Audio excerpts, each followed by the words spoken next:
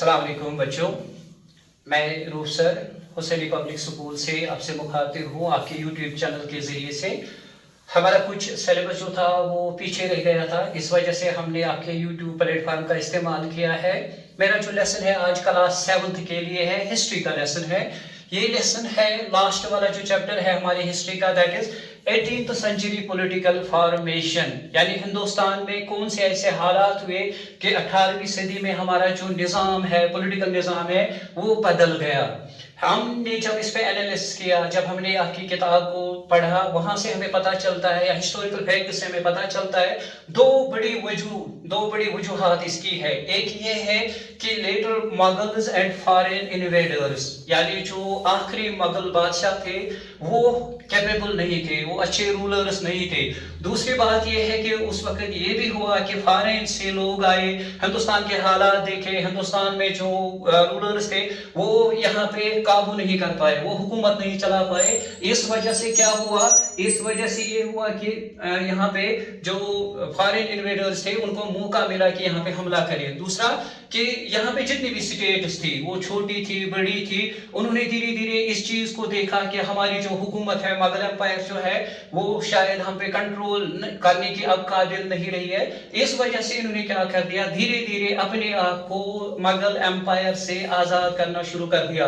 हालांकि उन्होंने कोई फॉर्मल ऐलान नहीं किया, लेकिन जो उनकी एडमिनिस्ट्रेशन है, जो उनका सेटअप है, वो सारी चीजें देखने के बाद हमें यह पता चला कि वो धीरे धीरे दूर हो रहे थे। मुगल जो अथॉरिटी थी, जो उनका उन पे जो कंट्रोल था, वो धीरे धीरे कम हो रहा था। ये चीज हमें वहां पे देखने में मिलती है कि जब 18th सेंचुरी के जो लास्ट 25 इयर्स आ जाते हैं, उसमें क्या हो जाता है कि जो मुगल एम्पायर थे, जो लास्ट जो मुगल हुक्मरान थे, वो औरंगजेब जो पावरफुल हुक्मरान थे, last powerful empire of Mughal empire जो थे, वो 1707 में डेथ उसकी हो जाती है औरंगजेब की। लेकिन उसने पहले कुछ ऐसे काम किए थे जिसकी वजह से क्या हुआ कि जितनी भी उनकी प्रॉपर्टी थी, जितने भी उनके इकोनॉमिक रिसोर्सेज थे, वो सारे उसने दक्कन में जंग पे लगा दिए। जितने भी फाइनेंशियल रिसोर्सेज थे वो उसी में लग गया। नतीजा ये निकला कि उसका जो कंट्रोल था, जो उसकी गिरफ्त थी, जो उसकी हुकूमत पे या सारे हिंदुस्तान पे जो इसका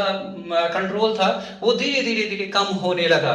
जितने भी मुगल रूलर्स थे, जो उनके नवाब थे, चाहे आप हैदराबाद की बात करें, चाहे आप बंगाल की बात करें, चाहे आप अवध की बात करें, जो भी वहाँ के नवाब थे, रूलर्स थे, उन्होंने क्या करना शुरू कर दिया, उन्होंने धीरे धीरे अपने आप को अलग करना शुरू कर दिया।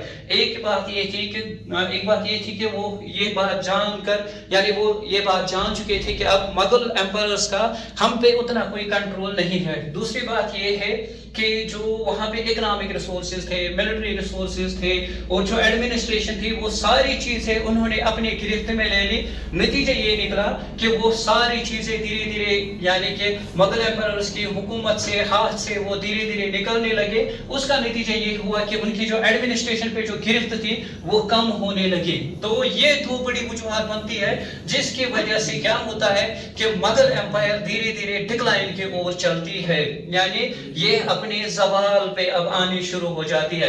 दूसरी वजह ये हुई कि ये जो फॉरेन इन्वेडर्स थे, उनको क्या लगा कि जो मुगल एम्पायर है, जो जितने भी यहाँ पे रूलर है, वो आपस में भी लड़ने लगे, वो आपस में भी लड़ाइयों में लगे कि वो अपनी जो उनकी हुकूमत थी उसको बढ़ाना चाहते थे, जो उनके एरियाज थे उनको बढ़ाना चाहते थे। ये भी एक वजह बनी कि मुगल एम्पायर जो है वो धीरे धीरे कम होने लगी। इसके साथ साथ जो है कुछ रूलर्स जो बाहर थे, चाहे वो ईरानियन थे, चाहे वो तुरानियन थे, दोनों, यानी ईरान से आए हुए, कुछ तुर्की से आए हुए थे, उन सब ने भी यहाँ पे अपना हमला कर दिया। यहाँ पे उसमें जो अहम चीज है जो हम देखते हैं कि जितने भी रूलर थे वो अपनी हुकूमत को, यानी कि जो भी रूलर यहाँ पे, जितने भी हुक्मरान यहाँ पे थे, वो अपनी हुकूमत पे भी वो कंट्रोल नहीं कर पाए। इसमें क्या है, 3 बड़ी रियासतें जो है जिनका हम जिक्र यहाँ पे करेंगे, जिन्होंने धीरे धीरे अपने आप को, जिनकी वजह से जो हिंदुस्तान की हुकूमत थी वो कमजोर होने लगी। उनमें हैदराबाद है, दूसरा जो बड़ा सूबा इनका माना जाता था وہ بنگال جو ہے، بنگال بہت ہی اہم صوبہ تھا، سورس آف انکم کے حوالے سے بھی بہت اہم سورس، ایک ریاست تھی، ایک علاقہ تھا، یہ بھی بہت اہم تھا۔ تیسرا جو ہے وہ اودھ، یہ سارے جو ہے یہ 3 بڑے صوبے وہاں پہ مانے جاتے تھے، ان کا بہت کنٹرول تھا، یا ان کا جو مغل امپائر میں جو ایڈمنسٹریشن میں جو ان کے نواب تھے، جو ان کے حکمران تھے، وہ سارے ان کی بہت ہی پہنچ تھی، یعنی ان کی بات کو وہاں پہ رکھا جاتا تھا، ان کی بات کو مانا جاتا تھا۔ لیکن جب ان کو لگا کہ اورنگزیب کے پاس کوئی ایسا رولر نہیں ہے جو ہم پہ گرفت کر سکتا ہے، جو ہمیں پکڑ سکتا ہے، جو ہمیں پوچھ سکتا ہے کہ ہمارے ڈیسیجنز، ہمارے جو ایڈمنسٹریشن، جو ہماری ملٹری ہے، ایوری تھنگ مینس کہ کسی بھی معاملے میں ان کی کوئی پوچھ نہیں تھی، کچھ بھی نہیں تھا۔ تو انہوں نے کیا سوچا، انہوں نے دھیرے دھیرے یہ سوچا کہ کیوں نہ ہم اپنی انڈیپینڈنٹ ریاست قائم کریں، کیوں نہ ہم اپنا علاقہ قائم کریں۔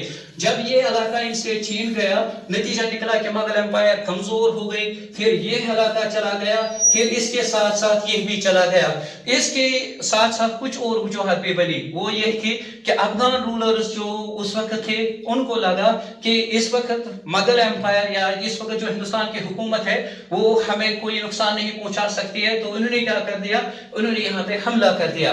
اس حملے کی وجہ سے بھی کیا ہوا کہ یہ جو حکومت یہاں پہ تھی، جو مغل امپائر تھی، وہ اس وقت بھی کمزور ہو گئی۔ اس میں سب سے زیادہ جو ہے وہ مانا جاتا ہے کہ 1722 میں کیا ہوا کہ الگ ایک سٹیٹ اودھ جو ہے وہ قائم کر دی گئی، اور ساتھ ساتھ کیا ہوا کہ جو احمد شاہ ابدالی ہے، انہوں نے کیا کر دیا، 1739 میں اس نے یہاں پہ حملہ کیا، اور جو کچھ بھی یہاں پہ تھا 1739 میں احمد شاہ ابدالی جو ہے یہاں پہ حملہ کرتا ہے۔